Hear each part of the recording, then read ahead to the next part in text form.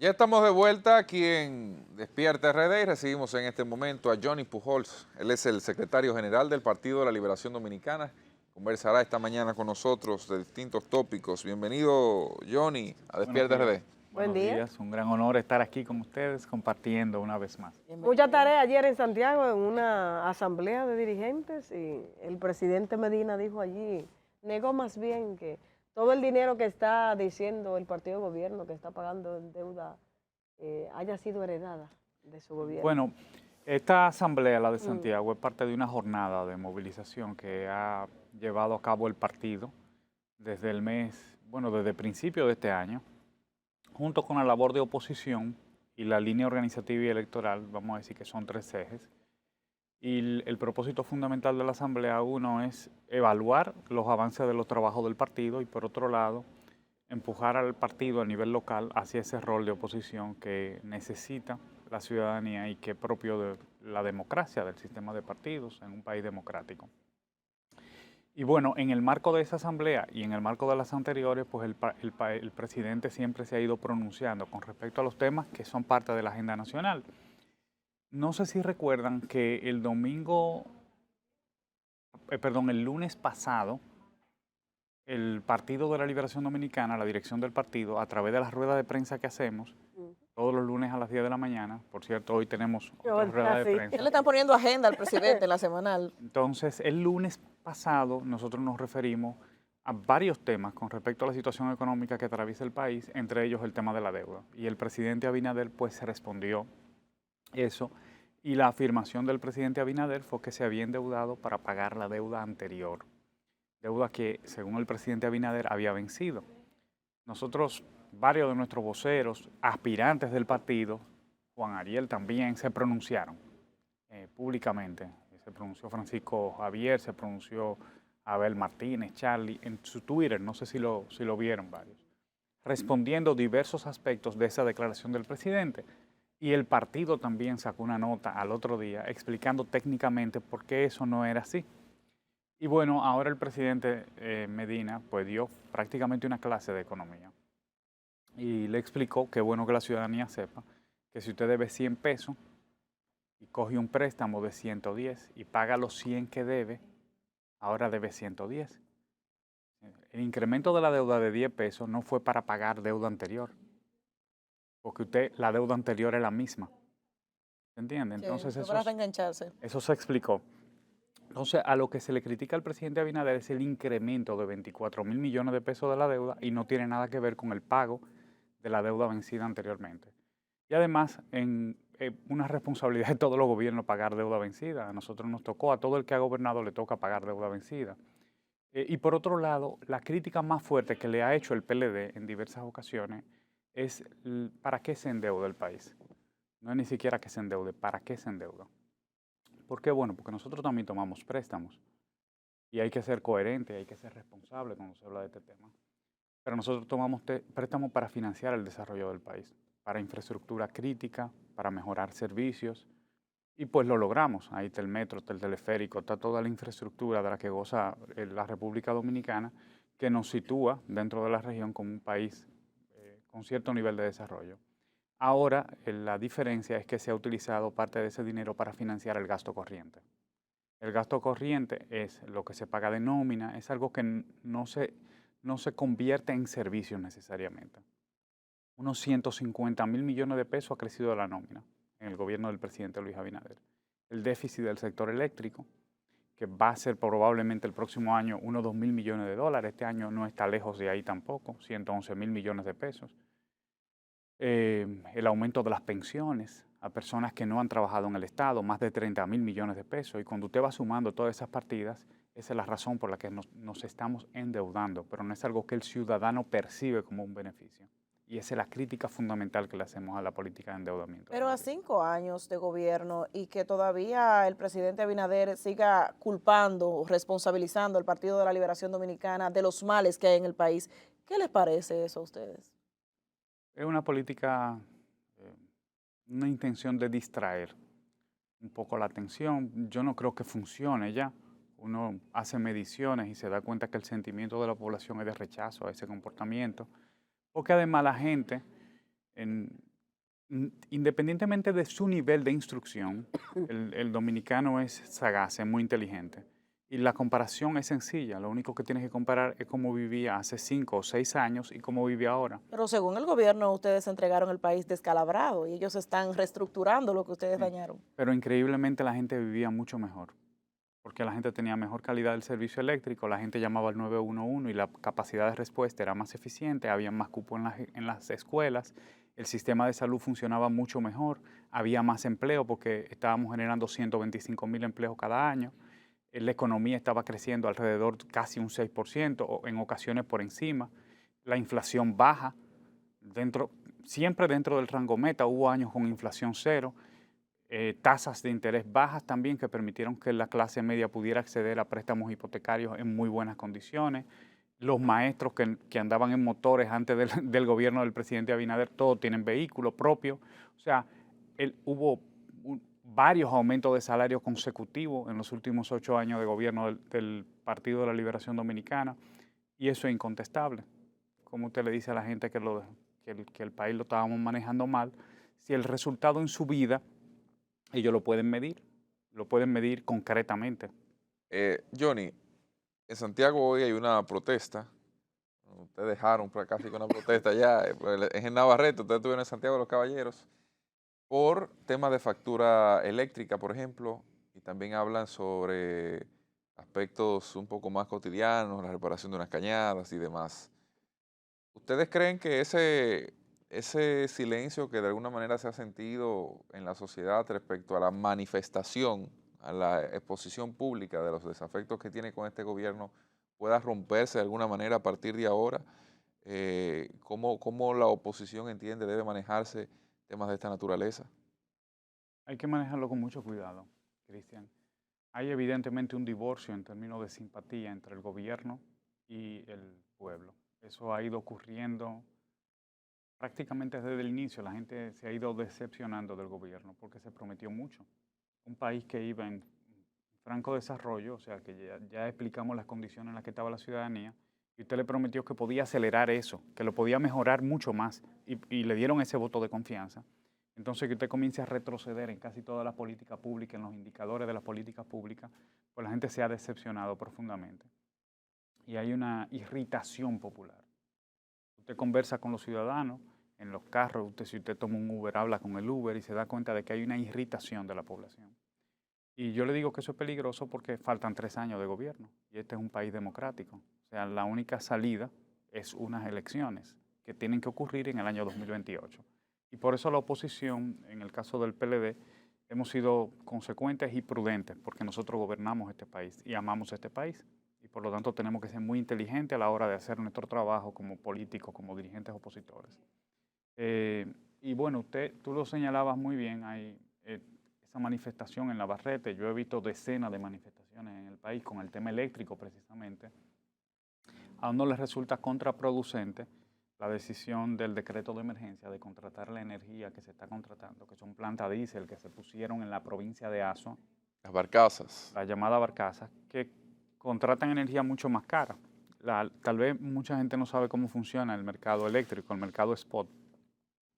Punta Catalina produce 9 centavos de dólar y por lo tanto es la primera planta que entra. Cuando usted va necesitando más energía, pues va entrando otra planta. Se dice por mérito, es decir, la planta más barata entran primero. Pero el precio se paga al precio de la planta más cara. O sea que cuando usted ya tiene que entrar a esa planta a 35 centavos de dólar, toda la energía del país se está pagando a 35 centavos de dólar. 4 veces más cara. Entonces, pues eso evidentemente o lo paga la población de manera directa en la factura, porque todos hemos sentido esos incrementos en la factura eléctrica, lo paga también con apagones, que son los llamados apagones financieros por las pérdidas comerciales, porque la mitad, casi un 47% de la energía que se está inyectando al sistema eléctrico se pierde y hay que pagarla, y se paga también con el subsidio eléctrico, que está en 2.000 millones de dólares, pero al final eso no sale de la nada, sale de los impuestos que pagamos todos nosotros. Claro. Y cuando el gobierno tiene que pagarle un impuesto, o se endeuda, o deja de inyectarle recursos a otros proyectos que son prioritarios. A la educación, por ejemplo, que nosotros estamos viendo que por primera vez en una década, en más de una década, el presupuesto de educación se comienza a bajar del 4% en violación a la ley. y al pacto educativo que se firmó en el año, ustedes hablaban ahorita de los pactos, el pacto educativo que se firmó en el año 2012 precisamente. Pero este tema con el sector eléctrico, ¿qué es lo que está pasando? ¿Desconocimiento o se ha permitido que se produzca esta crisis para declarar de emergencia las compras? Ustedes como opositores que están vigilantes, ¿se han podido percatar de qué es lo que está ocurriendo? Nosotros no podemos decir que es desconocimiento porque en el año 2021 nuestros técnicos, incluyendo gente bastante independiente con mucho criterio, que le ha servido muy bien al Estado, como el doctor Jaime Ariste Juder, publicaron artículos diciéndole, mira, usted va a tener un problema con la demanda en el año 2024-2025 si usted no comienza a hacer estas inversiones. Pues a eso no se le puso atención. Igual con las contrataciones que hay que hacer de combustible, de carbón. ¿Y que hubo descuido entonces? Yo creo que desinterés. Y al final yo le voy a decir algo que tal vez suene un poco escandaloso, pero que es la única explicación que yo le hallo. ¿Por qué razón usted contrata una planta de emergencia? Que ya es malo porque cuando usted contrata de emergencia usted está eliminando competitividad. O sea, el propósito principal de la ley de compras y contrataciones es garantizar la libre competencia entre las empresas y por lo tanto conseguir calidad y precio. Cuando usted lo hace de emergencia, usted está haciendo una contratación prácticamente directa. O sea, que hay una afectación institucional, ¿verdad? Lo segundo es que usted está contaminando. O sea, hay un daño medioambiental tangible en una playa, en un país que vive del turismo, que vive de su imagen y de sus recursos naturales. Y por otro lado, usted está comprando energía más cara. Evidentemente de eso hay alguien que se beneficia. ¿Usted ha identificado grupos que pudieran estar auspiciando eso? No hemos ido. Nosotros somos muy prudentes para hacer acusaciones. ¿Por qué? Porque nosotros las sufrimos. Por lo tanto, no creemos que es el tipo de política que hay que construir ni el tipo de país que hay que construir. Sin embargo, evidentemente tiene que llamar la atención, que esa sea la solución. Y segundo, que usted la prolongue por un año. Pero ¿por qué tiene que ser de esa manera? ¿Por qué no podemos cuándo vamos a comenzar a atacar las pérdidas? Que son la razón principal que sustenta esta situación actual. O sea, el problema es que usted, no importa la cantidad de energía que inyecte al sistema, está botando la mitad. Pero eso pasa en Azua, trajeron una barcaza, no tenía permiso, pero ahí está. Eso Y, mismo. y las autoridades ni siquiera han dicho nada todavía. No, es que fueron las autoridades que la trajeron.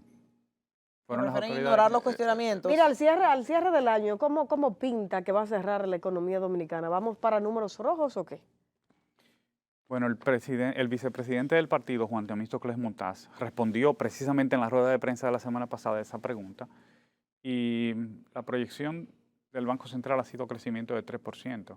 Y la verdad es que no va a ser posible. No se logrará el 3%. No. Según el pronóstico de... No, porque el promedio es alrededor de 2.3 y en los próximos 3 meses usted tendría que crecer mucho para llegar a eso, para llegar a ese número, a 3%. No es algo que nosotros queremos, estamos diciendo algo que evidentemente va a ocurrir, ¿verdad? Parte del planteamiento del gobierno es que el año que viene se nivela con un 4.6, creo que es la expectativa del Banco Mundial, y que a partir de ahí... Lo que pasa es que cada año es cada año. Cada año es cada año, o sea, no podemos decir, bueno, es verdad, estos 5 años han sido malos, pero lo compensamos con los 4 del 2016 al 2020. Son factores externos. Son malos. Pero el Banco Mundial interno, redujo un punto de crecimiento por este año. Sí, eso es lo que Hace decimos. poco. Sí, o sea, se ha ido ajustando hacia la baja la expectativa de crecimiento. Sí, la proyección de crecimiento. Se entiende que, bueno, el gobierno ha dicho en varias ocasiones, no, que son factores externos, que son... ¿Es realmente así? ¿Son factores externos? ¿Hay decisiones internas que no fueron tomadas en algún momento que pudieran incidir en ese crecimiento económico? ¿Cuáles son las razones, digamos, que uno pudiera identificar? La labor de un gobierno, la labor fundamental de un gobierno es conducir el país con una visión, con un plan, hacia una meta, ¿verdad? Y esa meta se divide en años. ¿Cuál es la meta? ¿Hacia dónde nos están conduciendo? Eso es lo primero. Y lo segundo, evidentemente todos los gobiernos tienen que enfrentar situaciones adversas desde el punto de vista externo. Nosotros enfrentamos varias crisis económicas. La crisis económica mundial la enfrentó el PLD y no nos quejábamos tanto. Y teníamos oposición también y no nos quejábamos tanto. Y también heredamos una crisis del gobierno anterior en el año 2004. ¿Usted y entiende no que vivíamos, o sea, ¿tú te imaginas que no hubiéramos pasado los 16 años diciendo que el problema de nosotros era el hoyo de Baninter, que por cierto todavía existe y se está pagando? Pero nosotros teníamos que empujar al país en una dirección, teníamos una responsabilidad que había sido honrada con el voto de los ciudadanos y teníamos un deber frente a ese voto. No nos la podíamos pasar todo el tiempo quejándonos de lo que heredamos, porque todos los gobiernos heredan situaciones y enfrentan crisis. Y enfrentamos guerras también. Toda la guerra mundial contra el terrorismo, las secuelas de esa guerra, pues el PLD la enfrentó. Y es lo que le corresponde a un gobierno. Usted no puede vivir quejándose de eso, esa es su responsabilidad. No tiene un norte este gobierno entonces, porque se habla de muchos proyectos, de muchas metas, inclusive se le pide a la población aportar con ideas, pero usted señala que como que no sabe para dónde va. ¿Es lo que ustedes han podido percibir? Pero yo no creo tampoco que existe el interés de escuchar ideas. Y siempre de toda situación caótica hay un conjunto de personas que se benefician. Por ejemplo, se ha ido resquebrajando todo el sector productivo. Primero comenzaron diciendo que la visita sorpresa era mala, porque siempre comenzó con una campaña como de descrédito, que ahí había qué sé yo qué cosa, al final no era así. Luego comenzaron a quitarle insumos, equipos a las cooperativas y asociaciones que se beneficiaron de esa visita sorpresa. Más adelante, toda una política de importaciones. Se dejó entrar la peste porcina africana porque se cancelaron todos los técnicos. ¿Y cuál es el resultado de eso? Bueno, te quiebra un sector de la población, que son los productores agropecuarios. El precio de la comida se hace más dependiente de la situación internacional, porque usted está importando, pero evidentemente hay un grupo de personas que se está beneficiando, que son los que tienen esos permisos de importación. O sea, detrás de todo desorden siempre hay gente que se beneficia. En el Johnny, tema, el Consejo Nacional de la Magistratura está evaluando a jueces de la Suprema Corte de Justicia y también al Tribunal Superior Electoral. Hubo 3 jueces de la Suprema que no fueron ratificados como se esperaba por su trabajo, pero todavía ese consejo no ha dado explicaciones al país de por qué no se escogieron esos mismos jueces para desempeñar su función. Al país se le debe una explicación, evidentemente. Por ejemplo, está el caso tal vez más llamativo, el caso de la doctora Pilar, ¿verdad? Se le debe una explicación porque al final resulta que esa evaluación, esa entrevista es una evaluación del desempeño de ese juez cuando no ha cumplido los 2 periodos. Y al usted no permitirle continuar, usted está diciendo que ha fallado en una parte de su evaluación, pero estamos hablando de una de las juezas con mayores resultados, que redujo la mora judicial, que tiene una hoja de servicio y además de carrera, que viene de la Escuela Nacional de la Magistratura. Yo creo que al país definitivamente se le debe una explicación sobre cuáles fueron las razones por las que se decidió tomar esa decisión. Y lo que significa eso es que seguimos teniendo una deuda pendiente. Aquí se ha manipulado mucho el concepto de justicia y se ha querido hacerle creer a la población que la justicia es el Ministerio Público, que es el órgano persecutor del Estado. La justicia son los jueces. Y ahí es que tenemos que hacer mucho mayor énfasis. Ha habido un proceso de institucionalización en la justicia de las reformas que ocurrieron a finales de los años 90, precisamente en el primer gobierno del PLD, luego con la Escuela Nacional de la Judicatura, de la Magistratura, los jueces de carrera. Hubo un gran esfuerzo que se hizo en ese sentido y eso se ha ido, yo siento que ha habido retrocesos. El presidente que habló de que iba a hacerle modificaciones al Consejo, precisamente para supuestamente tener menos influencia y menos poder, resultó que lo contrario, que tiene más influencia y más poder, porque el presidente del Tribunal Constitucional es una persona del presidente. Entonces, también ha habido mucha manipulación con eso. Yo lamento mucho que nos veamos en esa situación.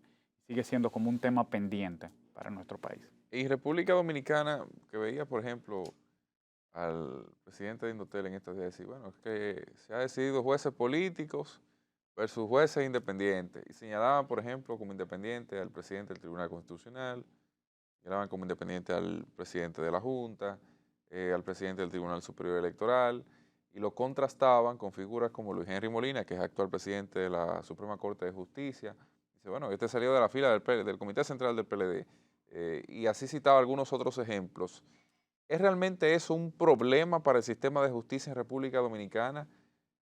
Lo que se decidió desde la votación mayoritaria del ala, vamos a decir así, oficialista, del Consejo Nacional de la Magistratura, con haber sacado a esos 3 miembros de la Suprema Corte de Justicia, ¿cómo afecta? Explícalo aplatadito a la gente. ¿Cómo es que afecta el proceso de estructuración y conformación de los altos tribunales? Centrémonos en los jueces, que son los que juzgan. Lo que sí hubo un proceso en el que en 20 años se fue garantizando que entraran cada vez más jueces de carrera, y quienes establecimos la carrera del Poder Judicial fue precisamente los gobiernos del PLD. Y lo que hemos visto es que eso se está comenzando a afectar. Luego están los cargos como el de Luis Henry, que es de gestión, ¿verdad? Y tengo que decir que además es un hombre que tiene unas competencias, que tiene unas capacidades, que vino de dirigir bien la escuela, primero, antes de ser militante, integrante del PLD.